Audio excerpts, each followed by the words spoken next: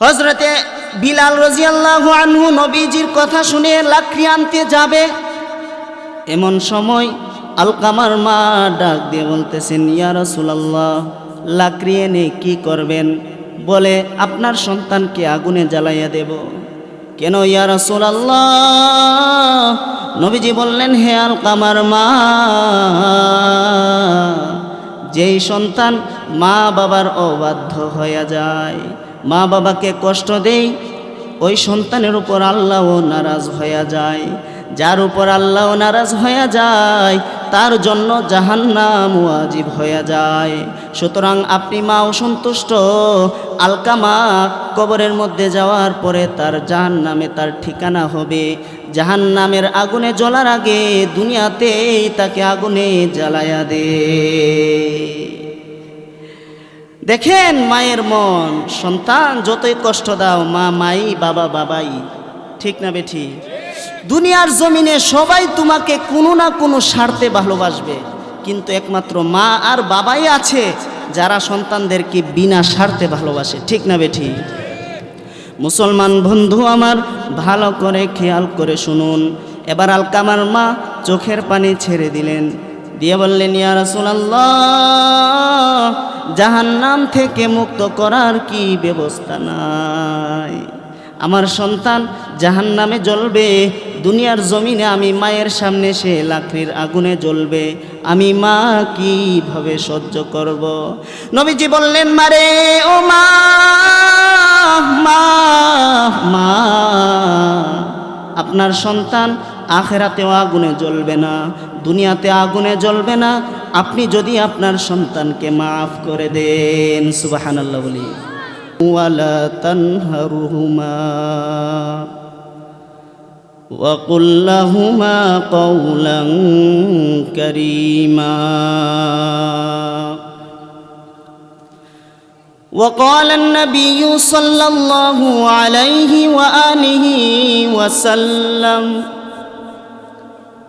أخلص دينك يكفيك العمل القليل أو كما قال النبي عليه الصلاة والسلام. درود شريف পড়ি। اللهم صل على محمد وعلى آل محمد كما صليت على إبراهيم وعلى آل إبراهيم إنك حميد مجيد. اللهم بارك على محمد وعلى آل محمد كما باركت على إبراهيم وعلى آل إبراهيم إنك حميد مجيد.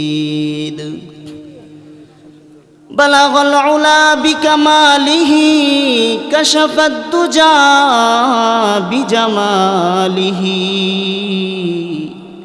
حسنت جميع خصاله صلوا عليه وآله. لا إله إلا الله لا إله إلا الله لا إله إلا الله لا إله لا إله إلا الله. ये दिल दिल नहीं है जिस दिल में ज़िक्र नहीं,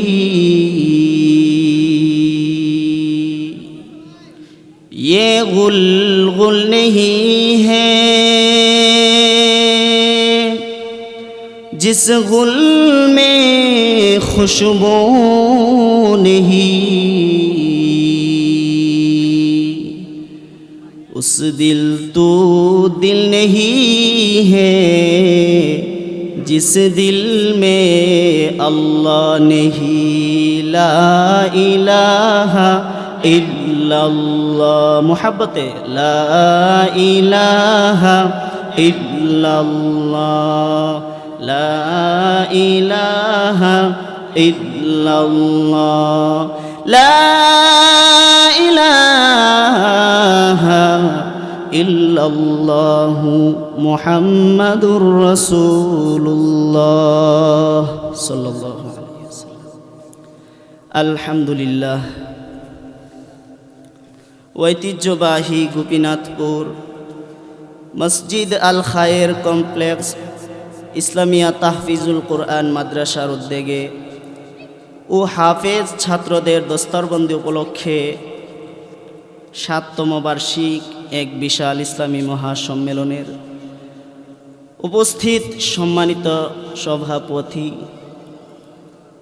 আমার পূর্বে বয়ান করেছেন উস্তাজুল উলামা, আমারও যিনি উস্তাদ আল্লামা মুফতি আব্দুল্লাহ কাসিমি দামাত বরকাতুহুম, বয়ান করেছেন কোকিল কণ্ঠের অধিকারী, নবযুগের আলোড়ন সৃষ্টিকারী মুফতি মাসউদুর রহমান বিলালি, আরও অনেক বড় বড় উলামায়ে কেরাম বয়ান করেছেন, এবং আমার পরে নাজমুল হাসান সিদ্দিকী দামাত বরকাতুহুম, এবং আমাদের ব্রাহ্মণবাড়িয়ার মুরব্বী আল্লামা শায়েখ সাজিদুর রহমান দামাত বরকাতুহুম বয়ান করবেন।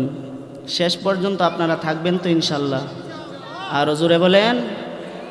তাহলে আমরা যারা ফাঁকা জায়গাগুলো আছি, আমরা মেহেরবানি করে আগায়ে ওই ফাঁকা জায়গাগুলো পূরণ করে বসি। সবাই কষ্ট করে একটু আগে আসি ভাই, এর বদলে আল্লাহ তাআলা দিবেন। সর্বপ্রথম মহান রব্বুল আলামিনের দরবারে অসংখ্য অগণিত শুকরিয়া যে আল্লাহ জাল্লা শানহু আমাদেরকে দয়া করে, মায়া করে, মোহাব্বত করে, ভালোবেসে রহমতি বরকতি জান্নাতি পরিবেশে আসার বসার তৌফিক দিয়েছেন। কুরআন এবং হাদিসের আলোকে কিছু কথা বলা, শোনা, কিছু কথা আমাকে বলার, আপনাদেরকে শোনার জন্য তৌফিক দিয়েছেন। শুকরিয়া আদায় করি আলহামদুলিল্লাহ। মুহতারম হাজিরিন, এরকম একটা মাহফিল প্রতি বছর হোক, আপনারা কি চান? জুড়ে বলেন। এই মাহফিল করতে গিয়ে যারা আয়োজন করেছেন, মাদ্রাসার উস্তাদগণ যারা আছেন এবং কমিটি বৃন্দ যারা আছেন, উস্তাদগণের মাঝে আছে হাফেজ ইব্রাহিম খলিল সাহেব এবং আমাদের উবাইদুল্লাহ সাহেব, আরও উস্তাদগণ, এবং কমিটির মধ্যে যারা শ্রম দিয়েছেন, বুদ্ধি দিয়ে, অর্থ দিয়ে সহযোগিতা করেছেন, সকলের জন্যই আন্তরিক শুভেচ্ছা ও অভিনন্দন জানিয়ে আমি আজকে আলোচনা শুরু করতেছি। আল্লাহ তৌফিক দিলে যে আয়াত পড়েছি, ওই আয়াতের আলোকে কিছু কথা শোনাবো। শুনতে রাজি আছেন তো ইনশাল্লাহ? আমি আয়াত পড়েছি সূরা বনি ইসরাইলের 23 নম্বর আয়াত। কত নাম্বার? 23 নম্বর আয়াত। এই আয়াতের মধ্যে আল্লাহ তাআলা দুনিয়ার সকল মানুষদেরকে দুইটা নসিহত করতেছেন। প্রথমত নসিহত সমস্ত ইমানদারদেরকে আল্লাহ তাআলা করতেছেন। 2 নম্বর নসিহত দুনিয়ার জমিনের যত সন্তানেরা রয়েছেন, আপনাদের যাদের মা বাবা বেঁচে আছে, আপনাদের জন্য আল্লাহ করতেছেন। আল্লাহ বলেন, ওয়াকাদা রাব্বুকা আল্লা তা'বুদু ইল্লা ইয়াহু ওয়া বিল ওয়ালিদাইনি ইহসানা। আয়াতের শুরুর ভাগে আল্লাহ তাআলা দুনিয়ার সকল বান্দা বান্দীদেরকে বলতেছে, দুনিয়ার বান্দা বান্দী,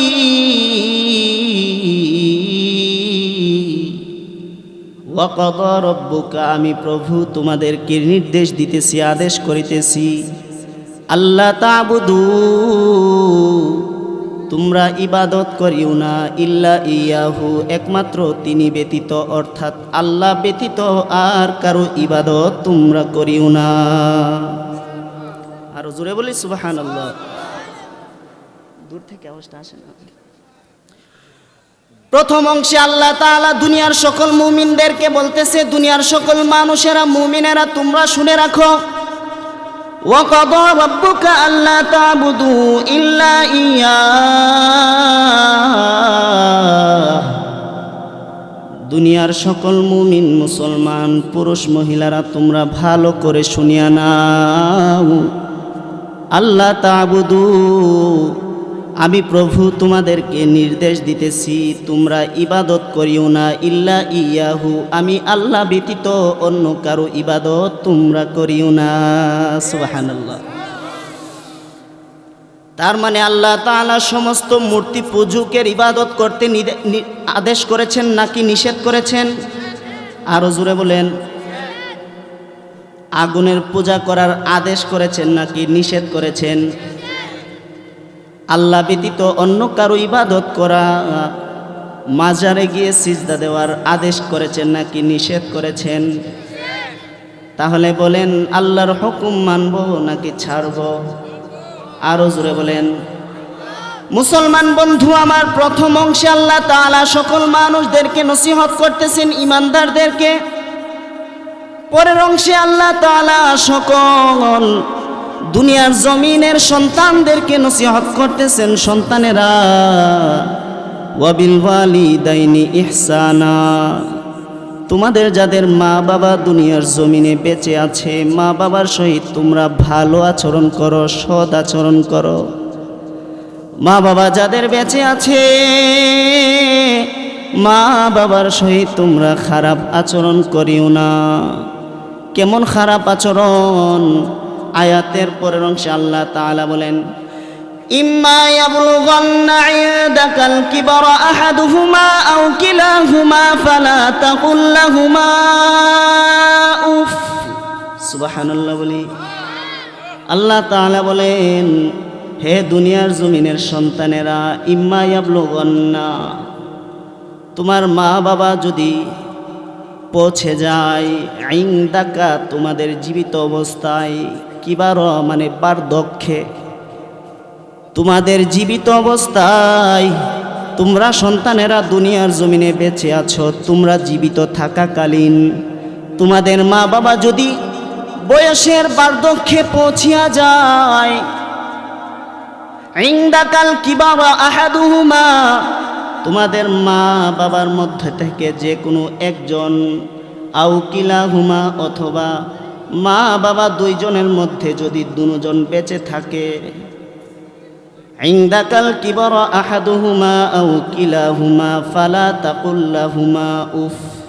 সন্তানেরা রে, এমন কোনো কষ্ট তোমার মা বাবাকে দিও না, এমন কোনো কথা বইল না যেই কথা বলার কারণে মা বাবা উফ শব্দ বলতে হয়। বলেন তো দেখি কার নির্দেশ?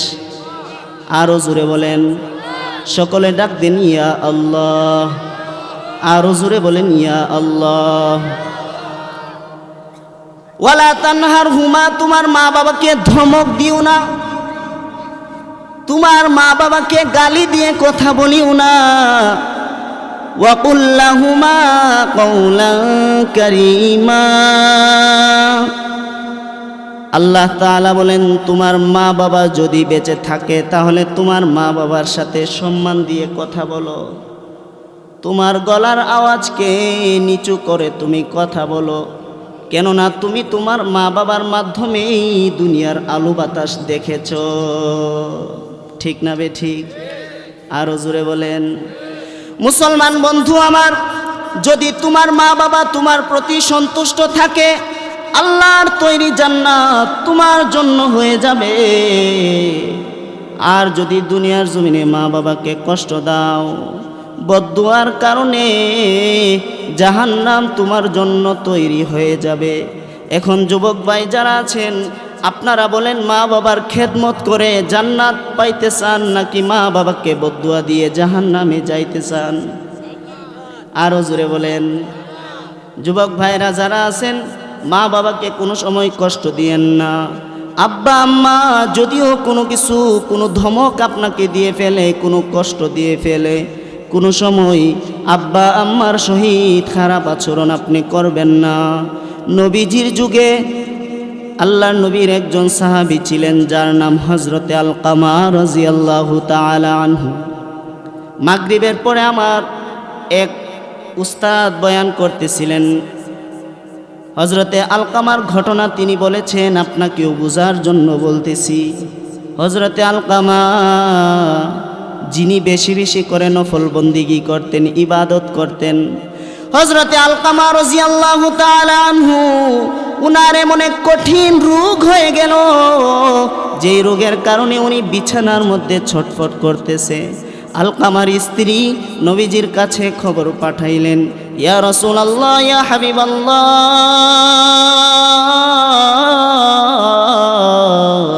ওগো আল্লাহর নবী, আপনার প্রিয় সাহাবী আলকামা অসুস্থ। আলকামার স্ত্রীর খবর পাওয়ার পর আল্লাহর নবী 3 জন সাহাবীকে নিযুক্ত করলেন। একজন সাহাবী হজরতে আলী রাদিয়াল্লাহু আনহু, 2 নম্বর সাহাবী হজরতে বিলাল রাদিয়াল্লাহু আনহু, 3 নম্বর সাহাবী রসুলের বিজ্ঞ বুজুর্গ একজন সাহাবী, বৃদ্ধ একজন সাহাবী, যার নাম সালমান ফারসি রাদিয়াল্লাহু আনহুম আজমাইন। এই 3 জন সাহাবীকে পাঠিয়ে দিলেন, যাও যাও আলকামার বাড়িতে যাও, আলকামার কানে কানে গিয়ে কালিমাতুশ শাহাদা এর তালকিন দিতে থাকো, সুবহানাল্লাহ বলি। কারণ নবীজি বলেছেন, মৃত্যু অবস্থায় যদি কেউ কালিমাতুশ শাহাদা পড়ে মৃত্যুবরণ করে, তার মরণটা হবে শহীদি মরণ, সুবহানাল্লাহ। মুসলমান বন্ধু আমার, ভালো করে খেয়াল করে শুনুন, আল্লাহ নবীজি সাল্লাল্লাহু আলাইহি ওয়াসাল্লামের নির্দেশে 3 জন সাহাবী হজরতে আলকামার বাড়িতে চলে গেলেন। আলকামার বাড়িতে গিয়ে আলকামার কানে কানে কালিমাতুশ শাহাদা এর তালকিন দিতেছেন, কিন্তু হজরত আলকামা রাদিয়াল্লাহু আনহুর জবান দিয়ে কালিমাতুশ শাহাদা বের হইতেছে না, মুখে আবল তাবল বলতেছে। 3 জন সাহাবীর মধ্যে হজরতে বিলাল রাদিয়াল্লাহু আনহু নবীজির কাছে এসে বললেন, ইয়া রাসূলুল্লাহ, ইয়া হাবিবাল্লাহ, ওগো পয়গম্বরে আরবী, মসজিদে নববীর মুয়াজ্জিন আমি বিলাল আলকামার কানে কানে কালিমাতুশ শাহাদার তালকিন দিতেছি। নবীজি, বিলাল তো কালিমাতুশ শাহাদা কোনোভাবেই পড়তেছে না, অনেক চেষ্টা করতেছি, এখন কি করণীয়? নবীজি বললেন, বিলাল,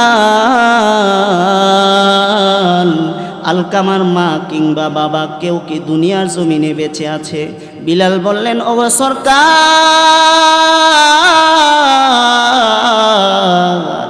আলকামার বাবা নাই, কিন্তু আলকামার মা বেঁচে আছে।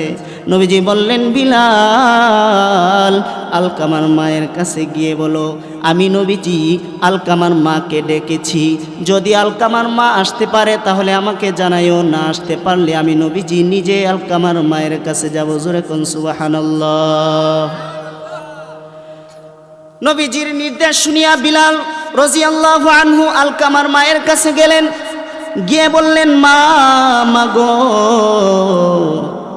আপনাকে আল্লাহর নবী ডেকেছে, আপনি কি যাইতে পারবেন নাকি নবীজি নিজে আসবে? আলকামার মা বললেন, হে বিলাল, আমি নবীজির কাছে যাইব, নবীজি আমার কাছে কেন আসবে?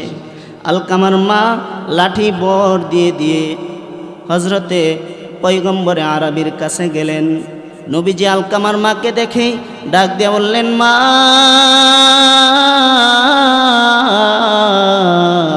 ও আলকামার মা, আমি জানতে চাই আপনার সন্তান আলকামা, সে তার উপর কি আপনি সন্তুষ্ট নাকি অসন্তুষ্ট? আলকামার মা চোখের পানি ছেড়ে দিয়ে দিয়ে বললেন, বিশ্বনবী, কোনো এক সময় আলকামার প্রতি সন্তুষ্ট ছিলাম, যখন থেকে সে বিবাহ করেছে ওই দিন থেকে আমি মা তার উপর সন্তুষ্ট না।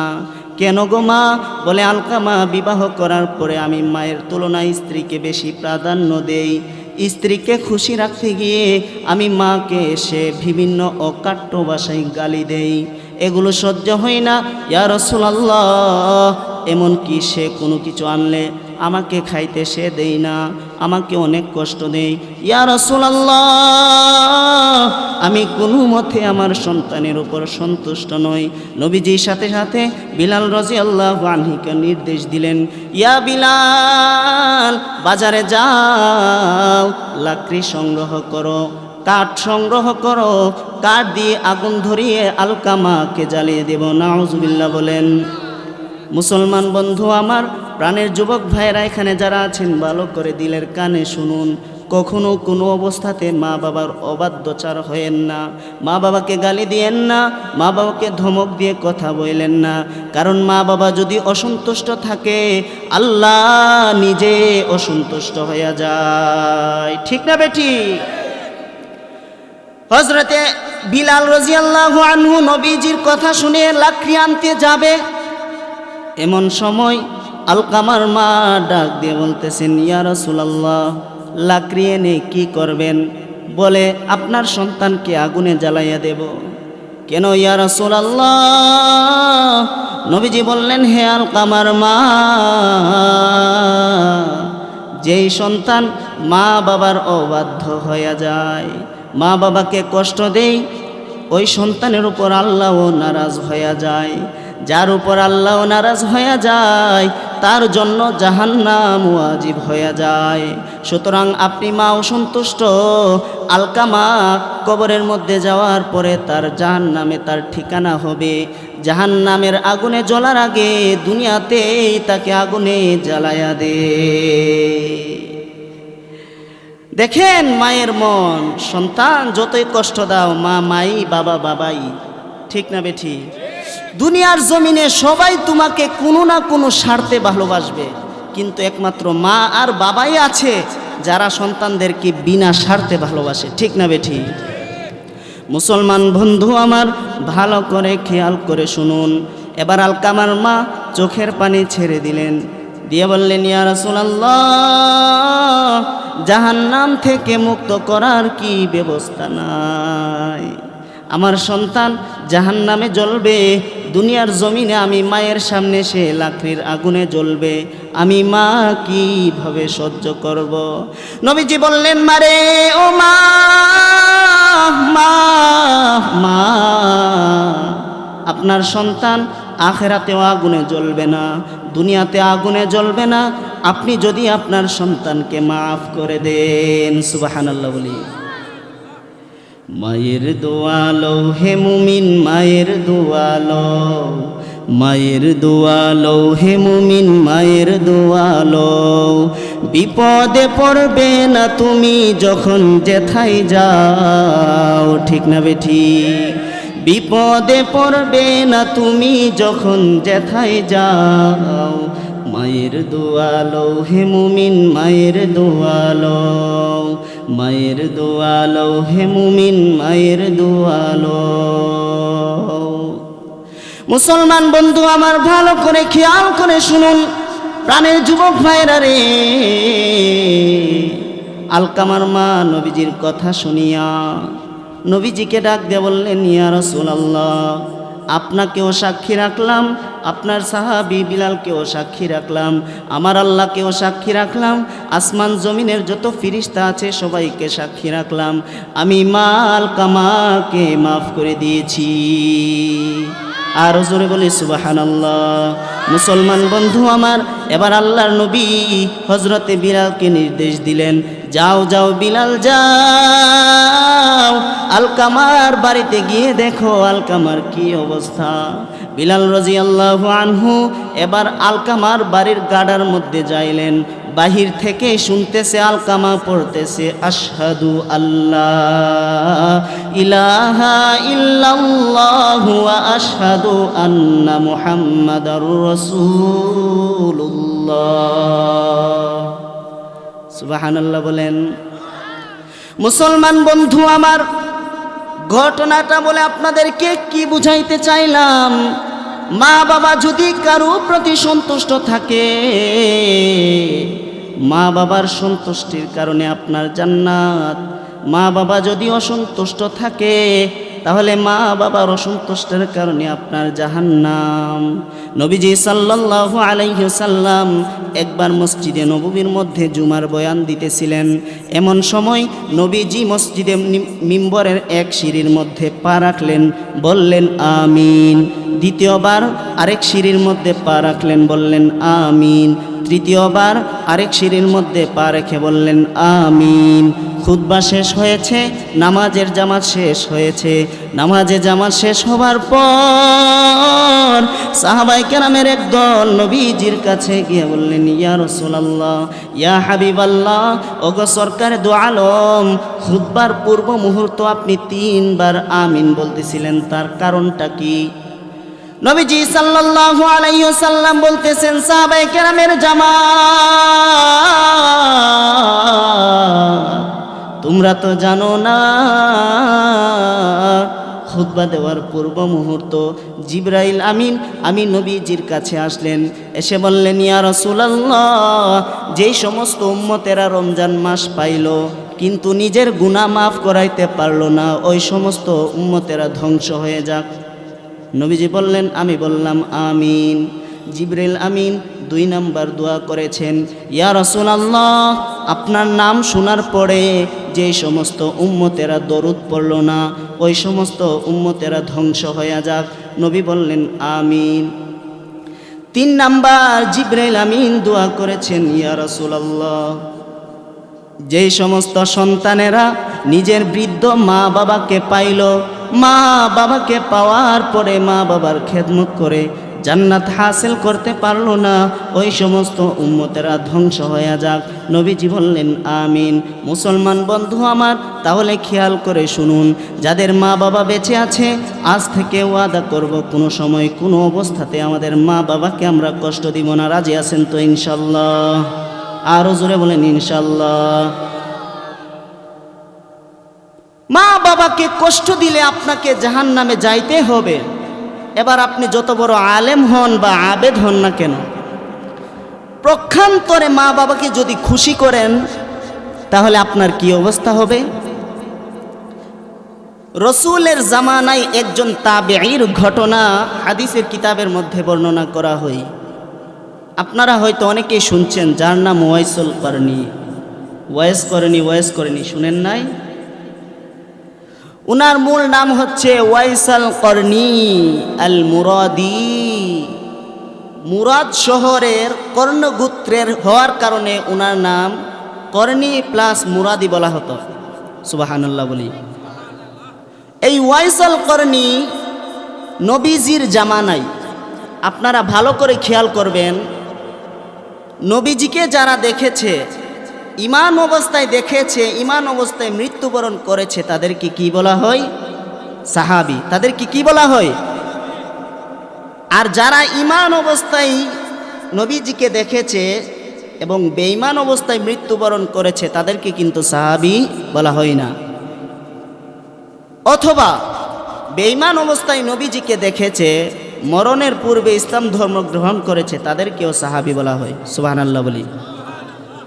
এই ওয়াইস করনি, উনি নবীজির জামানায় ইয়ামান দেশে কর্ণগোত্রে মুরাদ শহরে উনার জন্ম।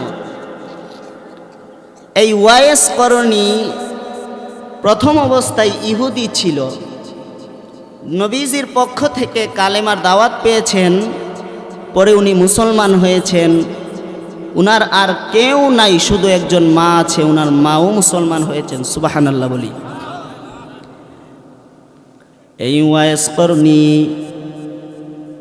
এবার মুসলমান হবার পর থেকেই উনি নবীজিকে দেখার বড় ইচ্ছা। কালেমা পড়েছে, লা ইলাহা ইল্লাল্লাহ, আল্লাহ ছাড়া কোনো মাবুদ নাই, মুহাম্মাদুর রাসূলুল্লাহ, মুহাম্মদ সাল্লাল্লাহু আলাইহি ওয়াসাল্লাম আল্লাহর রসুল। ওয়াইস করনি আল্লাহকে দেখা যায় না, না দেখে মাবুদের উপর ঈমান এনেছে। এখন নবীজির উপরও ঈমান এনেছে, কিন্তু নবীজিকে দেখে নাই। উনার দিলের মধ্যে বড় তামান্না, নবীজির দেখা যদি কোনোদিন হয়তো, নবীজির দিদার যদি কোনোদিন হয়তো, তাহলে কতই না ভালো ছিল। মুসলমান বন্ধু আমার, ভালো করে খেয়াল করে শুনুন। ওয়াইসাল করনি নবীজির কাছে খবর পাঠাইলেন, চিঠি পাঠাইলেন, ইয়া রাসূলুল্লাহ, আমি আপনার একজন, ইয়া রাসূলুল্লাহ, আমি ওয়াইসাল করনি, আমার বাড়ি ইয়ামান দেশে মুরাদ শহরের কর্ণগোত্রের। আমার নাম ওয়াইস। এখন আমি আপনার কাছে চিঠি পাঠাইলাম। আপনি যদি আমার চিঠি দেখে থাকেন তাহলে বলবেন আমি কি আপনাকে দেখার জন্যে আসব? আর ঘরের মধ্যে আমার বৃদ্ধ মা আছে, নাকি মায়ের সেবা করব, নাকি আপনাকে দেখার জন্যে আসব? সুবহানাল্লাহ। নবীজি ওয়াইসাল করণীর চিঠি পাইলেন। চিঠি পাওয়ার পর নবীজি সাল্লাল্লাহু আলাইহি ওয়াসাল্লাম চিঠির উত্তর দিলেন, রে ওয়াইসাল করণী, আমি নবীকে দেখতে হবে না, তুমি তোমার বৃদ্ধ মায়ের সেবা করো। মুসলমান বন্ধু আমার, মা বাবার সেবা করলে আপনার লস হবে না, আপনার লাভ ছাড়া। কথা কোন ঠিক কিনা? আরো জোরে বলেন ঠিক কিনা? ছোট্ট শিশু বাইজিদেরই না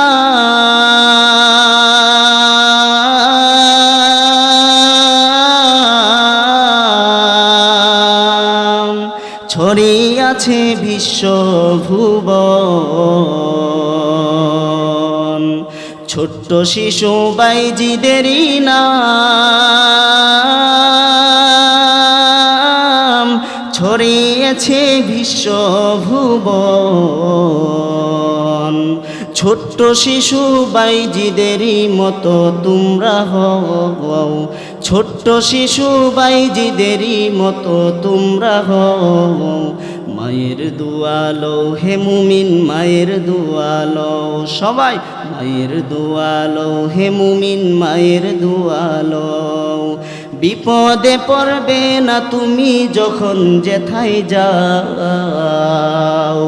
বিপদে পড়বে না তুমি যখন যেথায় যাও। মায়ের দুয়ালো হে মুমিন, মায়ের দুয়ালো। মুসলমান বন্ধু আমার, ভালো করে খেয়াল করে শুনুন। ওয়াইসাল করণীকে নবীজি চিঠির উত্তর দিলেন। হে ওয়াইস করণী, ভালো করে দিলের কানে শুনুন। নবীজির চিঠি যখন ওয়াইসাল করণী হাতে পাইলেন, ওয়াইসাল করণী পুরাটা জিন্দিগি কাটায় দিলেন মায়ের সেবা করতে করতে। অবশেষে আল্লাহর নবী ইন্তেকালের পূর্বে একদিন মসজিদে নববীর মধ্যে আল্লাহর নবী হজরতে আলী, হজরতে উমর রাদিয়াল্লাহু আনহুকে ডাক দিলেন, হে আলী, হে উমর, ভালো করে শুনিয়া নাও। এই যে দেখো, আমি নবীজির একটা জুব্বা মুবারক। হে উমর, হে আলী, আমি নবীজির ইন্তেকালের পরে মদিনার মধ্যে একটা পাগল আসবে, যেই পাগলটার নাম ওয়াইসাল করণী। জোরে কোন সুবহানাল্লাহ। নবীজি সাল্লাল্লাহু আলাইহি ওয়াসাল্লামকে বললেন, নবীজি সাল্লাল্লাহু আলাইহি ওয়াসাল্লাম ওয়াইসাল করণীর জুব্বাটা হাতি দিয়া উমর এবং আলীকে বললেন, হে উমর, হে আলী, তোমরা ওয়াইসাল করণীকে আমার পক্ষ থেকে এই জুব্বাটা হাদিয়া দিবা এবং তোমরা ওয়াইসাল করণীর কাছ থেকে দোয়া নিবা। আমার গুনাহগার উম্মতের জন্যেও তোমরা দোয়া চাইবা। মুসলমান বন্ধু আমার, আল্লাহ নবীর ওফাতের পরে একদিন হজের মৌসুমে হজরতে উমর রাদিয়াল্লাহু আনহু হজরতে আলীকে সঙ্গে নিয়া মসজিদে কুফার মধ্যে জুমার নামাজের পরে খুতবা চলাকালীন জুমার নামাজের পূর্ব মুহূর্তে একটা ভাষণ দিয়েছিলেন। সমস্ত হাজি সাহেবরা, আপনারা যারা আছেন বলেন, কেউ কি ওয়াইসাল করণীকে চিনেন? সমস্ত হাজি সাহেবদের মধ্য থেকে কেউ বলল, না না, আমরা তো ওয়াইসাল করণীকে চিনি না। নবীজি আবার সবাইকে বললেন, বসে যান। কর্ণগোত্রের কে আছে? আপনি দাঁড়ান। কর্ণগোত্রের মাঝে একজন দাঁড়াইলেন। একজন দাঁড়ানোর পরে হজরত উমর, হজরতে আলী কর্ণগোত্রের লোকটাকে ডাক দিয়ে বলতেছেন, ভাই, আপনি কি ওয়াইসাল করণী নামক কাউকে চিনেন কিনা? বলে, হ্যাঁ চিনি, সে তো আমার চাচাতো ভাই। সুবহানাল্লাহ বলি। বলে, উমর, আলী, এই ওয়াইসাল করণীকে দিয়ে কি করবেন? সে তো একজন পাগল। মানুষ হাসলে ওয়াইস আল কারনি কাঁদে, মানুষ কাঁদলে ওয়াইস আল কারনি হাসে। এমন একজন অদ্ভুত মানুষকে দিয়ে আপনারা কি করবেন? উমর আলী চোখের পানি ছেড়ে ছেড়ে বললেন, সে তো দুনিয়ার কোনো পাগল না, সে তো মুহাম্মাদুর রাসূলুল্লাহর জন্যে পাগল। জোরে কোন সুবহানাল্লাহ। মুসলমান বন্ধু আবার এবার ভালো করে খেয়াল করে শুনুন। উনার পিছনে পিছনে হজরতে উমর, হজরতে আলী এবার ওয়াইস আল কারনির কাছে গেলেন। গিয়ে দেখলেন ওয়াইস আল কারনি উট ছড়াইতেছে, পাশে উনি জায়নামাজ বিছিয়ে নামাজ পড়তেছে। উমর আলী রাদিয়াল্লাহু আনহুর সংবাদ পেয়ে উনি তাড়াতাড়ি নামাজ সংক্ষিপ্ত করলেন। নামাজ শেষ করার পরে হজরতে উমর হজরতে আলীকে ওয়াইস আল কারনি সালাম দিলেন। আলী আর উমর দুইজন মিলিয়া সালামের জবাব দিলেন, দিয়ে বললেন, আল্লাহর বান্দা আপনার নাম কি? উনি বললেন আব্দুল্লাহ। বলে সত্যি করে বলেন আপনার নাম কি? আব্দুল্লাহ মানে আল্লাহর বান্দা, আমরা সবাই তো আল্লাহর বান্দা, আপনার মূল নাম কি? বলে ওয়াইস আল কারনি। সুবহানাল্লাহ বলি। বলে নেন নেন, নবীজির পক্ষ থেকে এই জুব্বা মুবারক আপনাকে দিয়েছে। জোরে কোন সুবহানাল্লাহ। এই জুব্বা মুবারক আপনাকে দিয়েছে এবং আপনি আমাদের জন্য দোয়া করুন। সুবহানাল্লাহ বলি। মুসলমান বন্ধু আমার, দেখেন মা বাবার দোয়া নিলে কেমন হয়। অবশেষে উনি মা বাবার জন্যে, উনি মায়ের জন্যে নবীজিকে দেখতে পারে নাই। উনাকে আল্লাহ এত মর্যাদা দিয়েছেন, উনি একজন তাবেঈ, নবীজিকে দেখে নাই, সাহাবার সান্নিধ্য উনি লাভ করতে পারে নাই, কিন্তু তাবেঈ হয়েছে।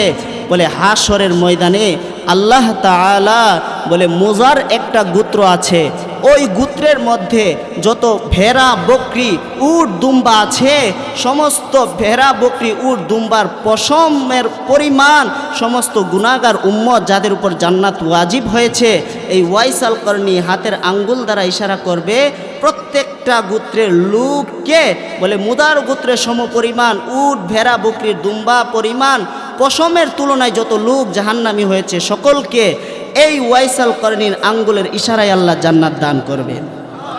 এই জন্য মায়ের দোয়া সকলে নিতে রাজি আছি তো ইনশাল্লাহ।